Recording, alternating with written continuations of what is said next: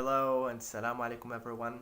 First of all, I would love to wish a happy Ramadan to all the Muslims watching this video, and I would love to welcome all of you to this video and to World Storytelling Cafe. And my story today is about a Moroccan man that had two major events that turned his life upside down and basically changed his life. And it's a story that dates back to hundreds of years ago, and it's purely from our Moroccan oral tradition. So, as every story, my story starts with a once upon a time. There lived this man who works in a graveyard, helping people dig graves and helping visitors by selling them roses and water. And this man had a family, a wife and two children. This man can barely survive with what he earns from working in the graveyard. But at a certain point, he goes back home with empty pockets because in that city, no one died for a long time and no one goes to the graveyard to visit for a long time. So he was short in terms of money, and every day he will go to the hill beside the graveyard and look around for a funeral that is coming or someone that is coming to visit a father or a mother, but no one comes. Well, whenever he goes back home, his children are starving and his wife is nagging at him that they are short in terms of money and they don't have anything to survive, nor nothing to eat in that house. So he kind of lost hope and he started thinking about what Sinbad once said. And Sinbad said that the day you die is better than the day you are born, and a dog that is alive is better than a dead lion, and the grave is better than poverty. So he decided to commit suicide. He decided to kill himself. So the next morning he woke up very early and he said goodbye to his wife and children. His wife thought that it's a normal day, so she gave him some food for his day, and then he left having a rope in his backpack. So this time our man did not go to the graveyard, but instead he went to the forest and he picked up a long tree and he prepared that rope and he put it around his neck. Then he threw himself, but the branch was not strong enough to hold him. So it broke down and that man fell on his buttocks. And he said, okay, so I'm not going to die this way. Maybe I'm throwing myself in the river and that's going to work because I'm not a good swimmer and they will sink. So he went and he found himself a cliff and he threw himself, splash. But this time waves started playing with him right and left until they threw him off the shore. And then once he woke up, he started shouting and crying, even death does not want me. Life does not want me and death does not want me. I can't even die, they can't live. So he decided to dig his own grave and to stab himself to death. Then he started digging and digging until he bloop.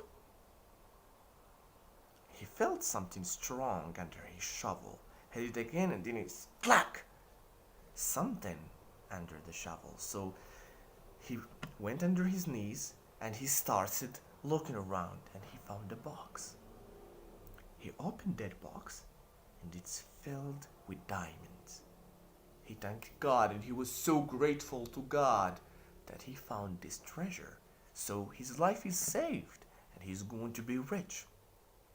So he put it under his armpit and he put his jalaba, his Moroccan dress, around that box and he was walking out of that forest. And while he was walking out, a thief saw him and he saw the thief as well. So He was pretending that he did not see anyone and he was just sneaking out of the forest, making his way out. Then the thief told him, "Man, come here, come over here." He told him, "Me? Are you talking to me?" He said, "Yes, come to me." And he was walking towards that thief. Then the thief told him, "Do you have water on you? Because I'm thirsty." He said, "No, I don't." Then he told him, "You have something there. You have something under your armpit. What's that?" I told him, No, it's just some oranges that I picked up from the forest because I have children." I told him, "Well, oranges have water in them, so give me one so I can squeeze it in my mouth." And he told him, "No, it's not oranges. It's just lime. It's just lemon." I told him, "Well, lemon have water as well, so give it to me. Give me some. I'm not going to take all." I told him, "No, it's not even fruit.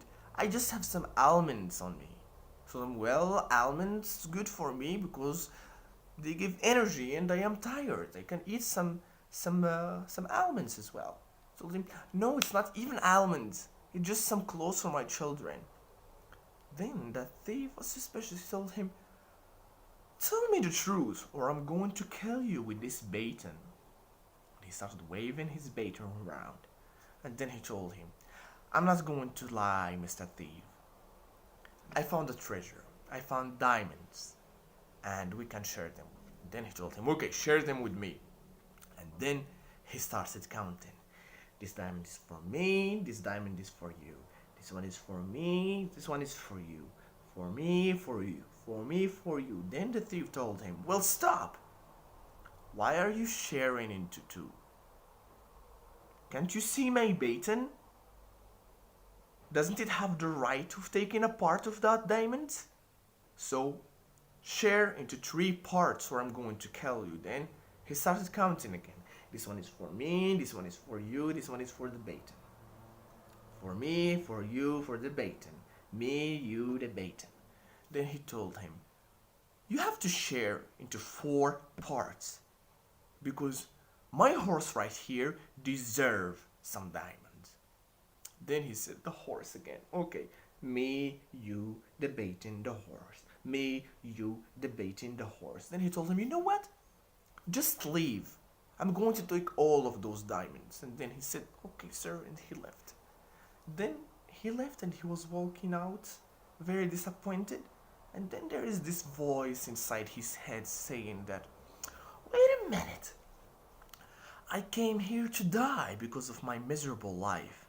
But when God gave me some treasure and gave me an opportunity, I just left it like that. So man up and go grab what's yours." So he went sneaking behind that thief and he found him already tangled, counting his diamonds, and he took a rock and smashed his head with it. I'm sorry if it's too bloody for you, but that's the story and you have to listen to it. So he smashed his head and he took his that box back. Then he kept walking out of that forest. Then there was a hunter who was all in black. And then he saw that man and he stopped him. "Man, stop! Come here. What do you have under your armpit? Are you hunting right here? Are you going after birds? Because I am the only one who hunts in this forest. And I have everything that is walking or flying on this forest." He said, No, it's just some clothes." He said, "Show me." Then, when our man saw that that hunter was very insisting on seeing what's under the armpit, he told him, "I'm going to tell you the truth. I found a treasure. It's diamonds and we can share it." Then he told him, "Okay, let's share it." Then he started sharing. "This one is for me. This one is for you. A diamond for me, a diamond for you." Then that thief said, "Wait a minute. How about sharing into three? Because my horse deserves a share. Then you, me, the horse. You, me, the horse." Then he said, "You know what? Just leave. I'm going to have it all for myself." Then he left. That thief went to the well because his horse was thirsty and he was thirsty as well. So he went down that well to fill a bucket of water. Then our man saw that thief when he was going inside the well. So he went there and he grabbed a piece of rock and he threw it inside the well. And that thief, that hunter, died inside that well. And he went inside it, he grabbed that box and he left. Then, when he was nearby the city, nearby the gate, he saw some guards. And the guards will search him because he's having something under his armpit which is suspicious. So he went to the graveyard in which he used to work and he found a very, very old grave and he opened a part of it and he buried that box in that grave. But before he did that, he grabbed a piece of diamond and he went inside the city. He exchanged it to money and he paid back his debts. He had this fancy dinner with his family and they bought clothes and everything they needed. The next morning, so he grabbed a bag full of vegetables and he wanted to go to that graveyard and pick that box up and put it inside his bag and go back to the city. And that's normal. A bag of vegetables, no one will search it and it's not even suspicious. So the next morning he went to the graveyard. But in that grave he found that an old lady was sitting by that grave and crying, and he told her, lady, I can help you. I can recite some Quran on the grave. I can bring some water. I can bring some roses. She told him, no, I don't need any of this. So he went to the corner of that graveyard and he was looking at that lady. She was there until noon, but she did not leave. She was there until sunset, but she did not even leave. At night, he went to her and he told her, lady, that's not fair what you're doing for your husband. Crying will not bring him back. Why are you even crying? Who is this person to you? How was he as a husband? She told him, well, my husband died 40 years ago, and yesterday I dreamed of him, and he told me, my wife, I left you a treasure in my grave, so go and pick it up. But from early in the morning, I don't know whether I can put my hands or no. Then our man stood up and he thought, 40 years he was died. Until today you dreamed of him. Didn't you know that 2 lives were wasted for what's inside this grave? So he was looking around, he grabbed a rock and he smashed the head of that lady. She died and he said, now you can go to your husband and share that treasure he left for you. And then he left, he exchanged that money and he started living comfortably with his family. But this man got fond of religion and he wanted to actually do something good because he killed 3 people. So he started learning about religion and advising people about religion and about being a good person. And then when he grew up in age, he became wiser and he started working with the Sultan, the one who is ruling that city and the whole country. Then one day he went to the graveyard so he can reflect about life, and that life is going to end and everyone is going to die, so you have to do something good in order to please the God and to please your creature. Then in one of the graves he saw that it's open, so he went on his knees to repair that grave, but he saw a skull and he brought it up from that grave, and that skull was shiny like it was polished, and on the forehead something was written.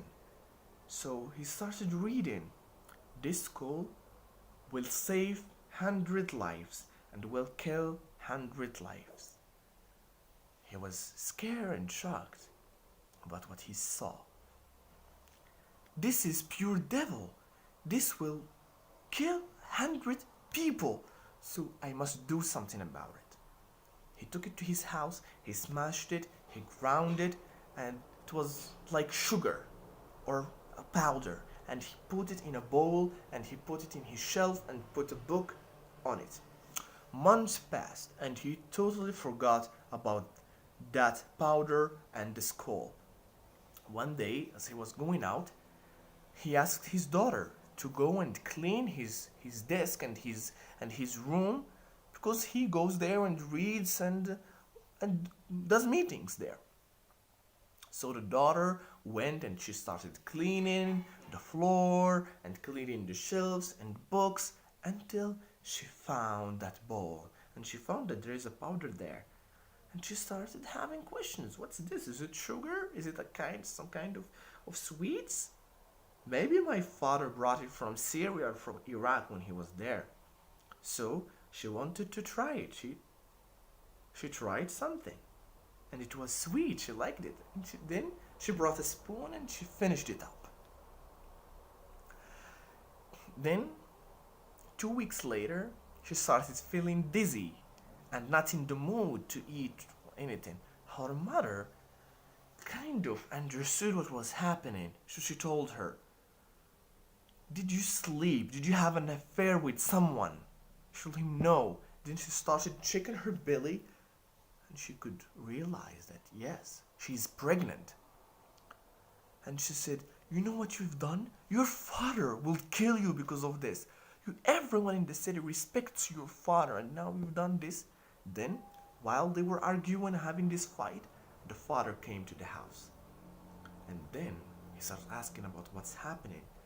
And she told him, the mother told him that your daughter, she just made our family name go dirty. Because she did something with someone. She slept secretly with someone and now she's pregnant. And then he grabbed his knife and he told her, "You'd better tell me the truth. With whom did you sleep or I will finish your life?" She told him, "No, please, father, just give me your safety and they will tell you the truth." And then he gave her safety. And she told him that, "I did not sleep with anyone. I'm still a virgin. But one day when I was cleaning your meeting room, I found a bowl and there is some sugar or some sweets in it, and they eat it, and ever since I started feeling dizzy and not in the mood." And then he understood that the one who will kill 100 and give life to another 100 will come from him, from his roots. So they hid that daughter until she gave birth to a child. That child was so handsome, so beautiful. And his grandfather loved him so much and he wanted to educate him so he does not become a criminal to kill those 100. So he started teaching him Quran and traditions and wisdom. And when he was 7, he took him to a traditional school in which people learn about religion and other sciences. And that child was the smartest. He was debating big scholars when he was 7. Then, one day, away from the grandfather and from that child, the Sultan had a dream. So he brought all the scholars, all religious men, to his palace, to his royal court. And he told them the dream. He told them that when he sleeps, he dreams of having a very big piece of land and he has an apple tree. And there is 99 apples in that apple tree, and there is a crow always coming to those trees and eat them. And that dream repeats itself every night for the Sultan. Then the Sultan gave them one day. He told them, "Well, you have to bring like the meaning or the explanation of this dream." After that day, no one could understand what is the meaning of that dream. And the father or the grandfather of that young child, he was a part of them, a part of the councils of the sultan. So he gave them another 3 days, but they could not come up with a solution or a meaning. Then he told them, I give you 1 week. If you don't come up with the meaning, I will kill every one of you. Because I give you a salary and they give you a lot of advantages, but you cannot even explain the meaning of a dream I have. Then, after that week, they could not come up with a meaningful meaning to that dream. So the king, the sultan, decided to punish them and to kill them. So he crucified them and he brought his sword and he wanted to stop every and each one of them. And that grandfather, the man, the scholar, the one who found the skull, was crucified with those scholars, and their number was 100. But then the minister came running to the sultan and he told them, Sultan, Sultan, don't kill them. A woman wanted to talk to you. Then he told him, brought her in. And then when she was inside in front of the king, he told her, well, what's the matter, my lady? And then she told him, I'm not the one here to speak to you, but my child. And that child is the grandson.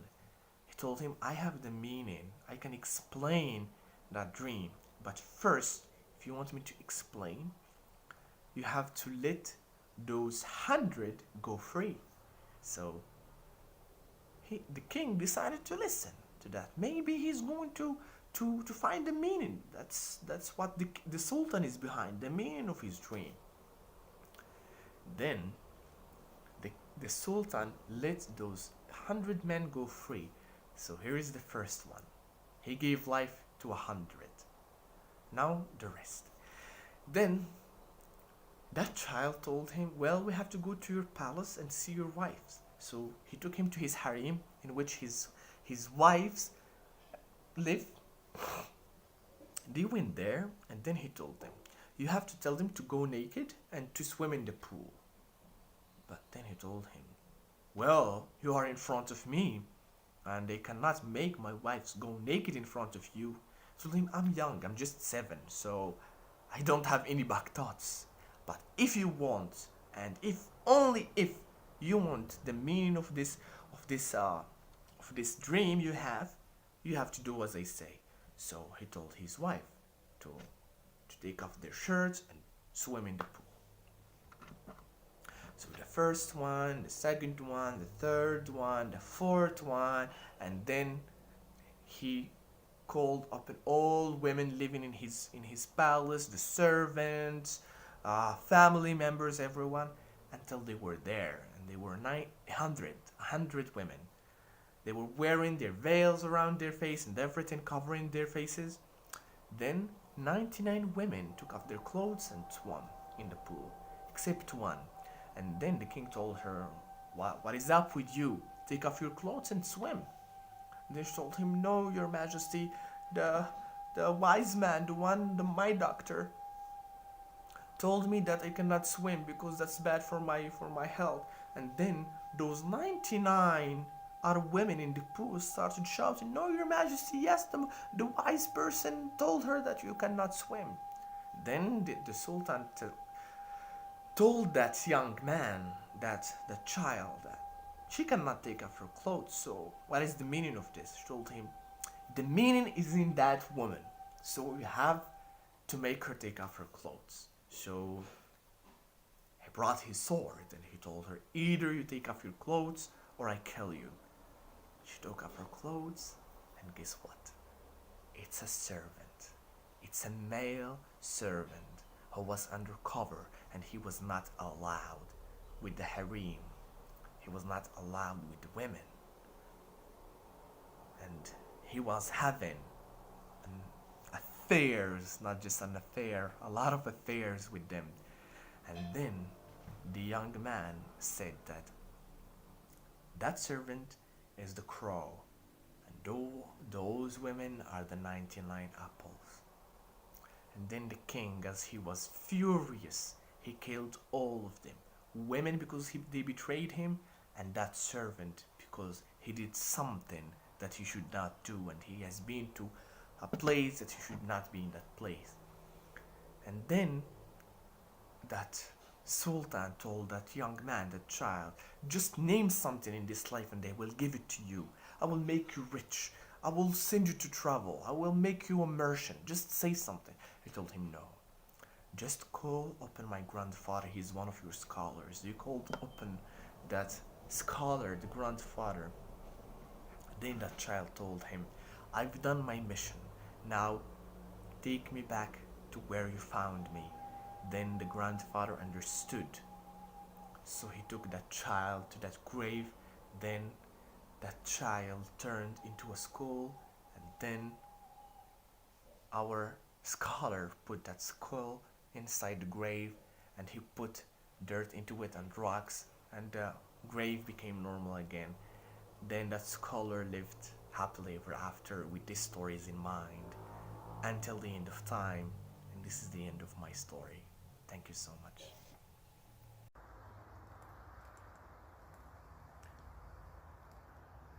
Oh, lively people. That was a fine telling from a great storyteller. And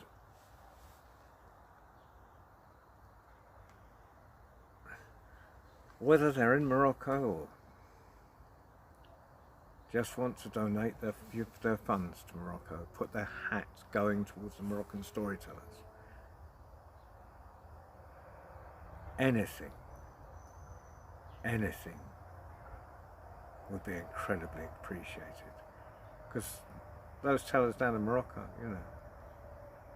it's not come June, they'll look at their tax returns and decide what the government's going to go to them, and there's no social security and there's nothing there.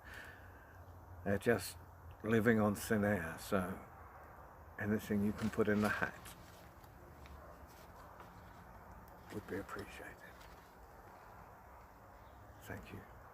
And however you're watching this, if you're watching it on something else, go to worldstorytellingcafe.com.